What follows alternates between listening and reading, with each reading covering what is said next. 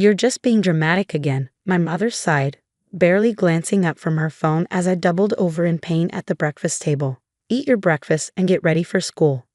My name is Emily Parker, and at 16, I've been fighting a battle not just against my mysterious illness, but against my own family's disbelief. Mom, please, I whispered, clutching my stomach. Something's really wrong. The pain is getting worse. The room was spinning and black spots danced in my vision. My father slammed his coffee mug down, making me flinch. Enough, he snapped. Your mother and I are tired of these attention-seeking stunts. You've already made us late for work 3 times this month with your so-called emergencies. I tried to stand to prove I could push through like they wanted, but my legs gave out. I crashed to the floor, knocking over my chair. Instead of helping me up, my mother just rolled her eyes. And the Oscar goes to, she muttered. My younger sister Katie watched from across the table, her face a mixture of concern and confusion. At 12, she'd been taught to believe their narrative, that her big sister was just a drama queen looking for attention. This had been my life for the past 8 months. It started with fatigue and dizziness, then progressed to severe abdominal pain and unexplained bruising. Each new symptom was met with accusations and eye rolls from my parents. They were pillars of our community, my father a successful businessman, my mother head of the PTA. Their perfect daughter couldn't possibly be sick. Get up, Emily, my father ordered. You're going to school. I somehow made it to my feet, using the table for support. My vision swam, but I knew better than to complain. Last time I'd insisted on going to the hospital, I'd been grounded for a month for wasting their time and money. School was a blur of pain and exhaustion. My once perfect grades had started slipping, giving my parents more ammunition. See, this is what happens when you spend all your energy pretending to be sick instead of studying, they'd say. My best friend Olivia was the only one who believed me. She watched me deteriorate day by day, powerless to help. During lunch, I could barely keep my food down. You're getting worse, she whispered, watching me push my untouched sandwich away. You need to see a doctor. They won't take me, I replied, my voice hollow. They think I'm doing this for attention. That's when it happened. The pain in my stomach suddenly became unbearable. I tried to stand, but the world tilted sideways. The last thing I heard was Olivia screaming my name as everything went black. I woke up in the nurse's office with Mrs. Hanson, our school nurse, looking down at me with deep concern. Emily, I've called your parents, she said firmly, and this time they're going to listen. My parents arrived looking annoyed and embarrassed. We're so sorry about this, my mother started, her public face firmly in place. Emily has been. Mrs. Parker, Mrs. Hanson cut her off. Your daughter's blood pressure is dangerously low.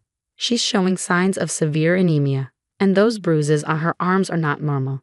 As a mandated reporter, I cannot let her leave without proper medical attention. My father's face darkened.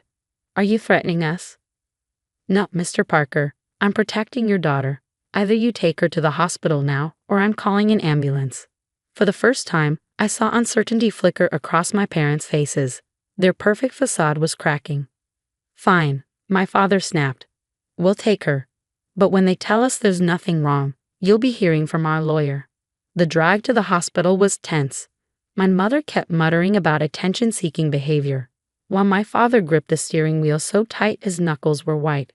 I sat in the back seat, fighting waves of nausea, silently praying that this time someone would finally figure out what was wrong. In the emergency room, the doctor ordered immediate blood work. My parents sat impatiently, already crafting their angry speeches about wasted time. But when the doctor returned with my results, his face was grave. Mr. and Mrs. Parker, he said, his voice serious. We need to talk about your daughter's blood work. The look on his face made even my father sit up straighter. For the first time since I'd gotten sick, I saw fear in my parents' eyes. Something was very wrong, and this time they couldn't ignore it. The doctor's words hit like thunderbolts in the small examination room. Emily's blood work shows severe abnormalities. Her white blood cell count is critically high, and her platelets are dangerously low. We need to admit her immediately. My mother's perfectly composed facade cracked. What exactly are you saying? We need to run more tests, the doctor replied, his eyes fixed on me with genuine concern. But these results are consistent with leukemia. The word hung in the air like a heavy cloud. Leukemia. the thing I'd secretly feared during those long nights of unexplained pain, while my parents dismissed every symptom. My father stood up abruptly. "This is ridiculous. Our daughter was fine just months ago. She's been making up symptoms for attention, and now you're encouraging it with these dramatic diagnoses." The doctor's expression hardened. "Mr. Parker, I have your daughter's blood work right here. These numbers don't lie. If we don't start treatment immediately, your daughter's life is at risk." My mother's face had gone pale. But she was just being dramatic. You thought wrong," the doctor cut her off firmly. "And frankly, I'm concerned about how long Emily's symptoms have been ignored. How long has she been complaining of pain?" "8 months," I whispered, my voice barely audible. The doctor's jaw tightened. 8 months. 8 months of untreated leukemia. He turned to my parents, his professional demeanor barely containing his anger. "Do you understand what you've done by delaying medical care?" My parents stood there, speechless for the first time I could remember. The perfect image they'd worked so hard to maintain was shattering around them. Everything moved quickly after that. I was admitted to the oncology ward, where a kind nurse named Maria helped me settle in. She took one look at my bruised arms and exhausted face and promised, "We're going to take care of you now, sweetheart." My phone buzzed with a message from Olivia. "Mrs. Hanson told me what happened. I'm so sorry, Em. I knew something was wrong. I should have done more." I texted back with shaking hands. "You believed me." That was enough. My parents sat in a corner of my hospital room, looking lost and small. The perfect Parker family image was crumbling. My mother's makeup was streaked with tears she couldn't hide anymore, and my father's authoritative presence had deflated into something almost unrecognizable. The oncologist, Dr. Matthews, came in to explain my treatment plan. "We're looking at aggressive chemotherapy," she said, her voice gentle but firm. "The cancer has progressed significantly due to the delayed diagnosis." My father tried to interrupt, but Dr. Matthews held up her hand. "Mr. Parker, I need you to listen. Your daughter's cancer is advanced. If she had received medical attention when her symptoms first appeared, we might be having a very different conversation." The weight of those words seemed to physically hit my parents. My mother started sobbing while my father slumped in his chair, his face ashen.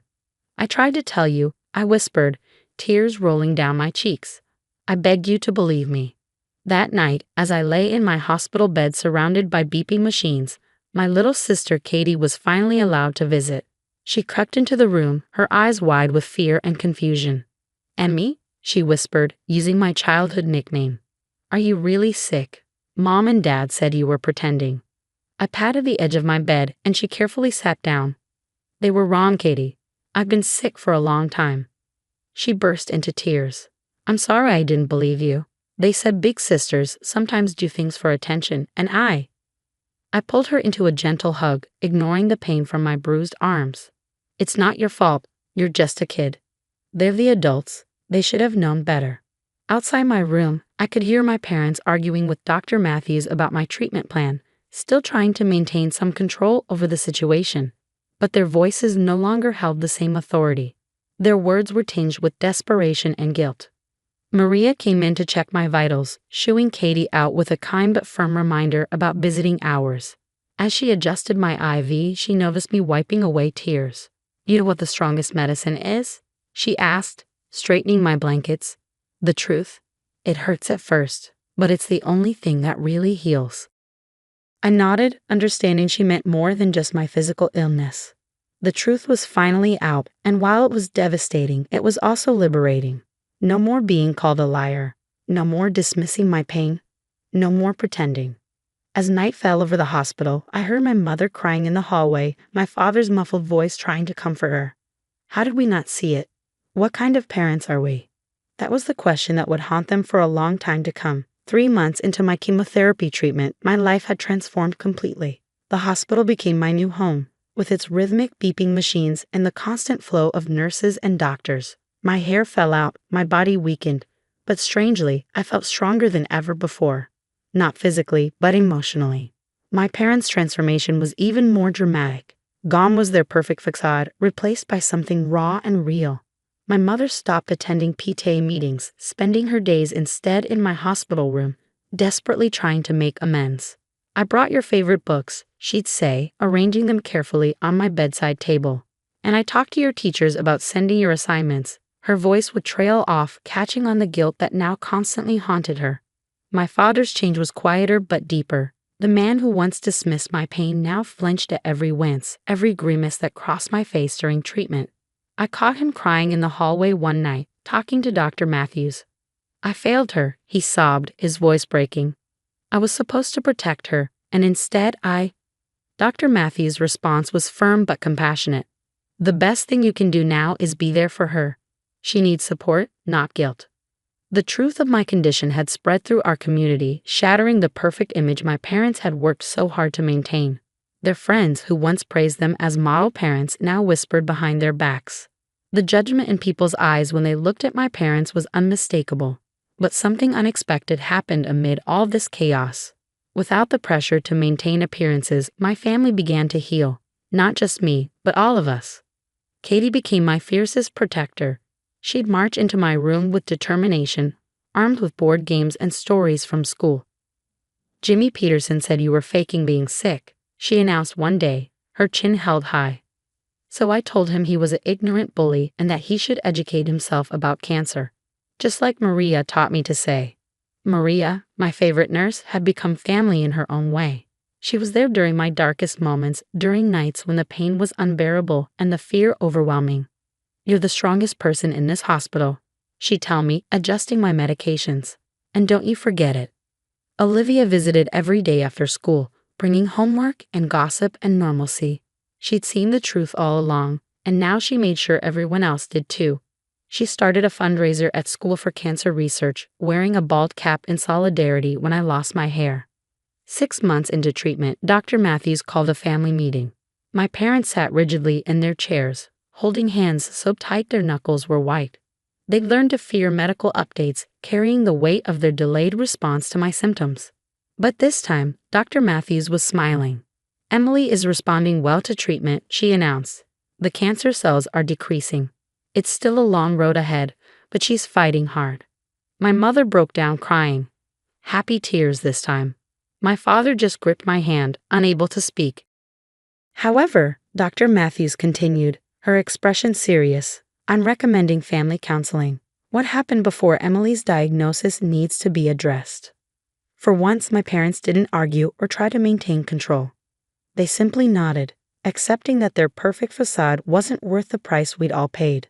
The counseling sessions were hard but necessary. We talked about the pressure of appearances, about why they refused to see my illness, about how their denial had almost cost them their daughter. Slowly, painfully, we began to rebuild trust. 1 year after my diagnosis, I sat in Dr. Matthews' office for my regular checkup. My hair was growing back in soft patches, and my latest blood work showed promising results. You know, she said, reviewing my charts, when you first came in, I was angry at your parents. I've seen cases of medical neglect, but rarely from parents who cared so much about their children. They just cared about the wrong things. I nodded, understanding what she meant. They changed, I said quietly. We all have. That evening, my family gathered in my hospital room to celebrate my latest clean scan. Katie had made a card covered in glitter for my brave big sister. My mother brought real homemade soup instead of trying to pretend hospital food was just fine. My father sat quietly, but his eyes never left my face, as if still afraid I might disappear if he looked away. I'm sorry, he said suddenly, his voice thick. We should have believed you, should have listened. I know, I replied, reaching for his hand. But you're listening now. Sometimes the hardest truths are the ones that heal us the most. My illness had shattered my family's perfect facade, but in doing so, it had allowed something real and honest to grow in its place. We weren't perfect anymore. We were better than that. We were real. Maria popped her head in, smiling at our little gathering. Look at you all, she said warmly. Now that's what healing looks like. And she was right. We were all healing, not just from cancer, but from the lies we told ourselves about what family should look like. The truth had set us free, even if the path to it had been harder than any of us could have imagined.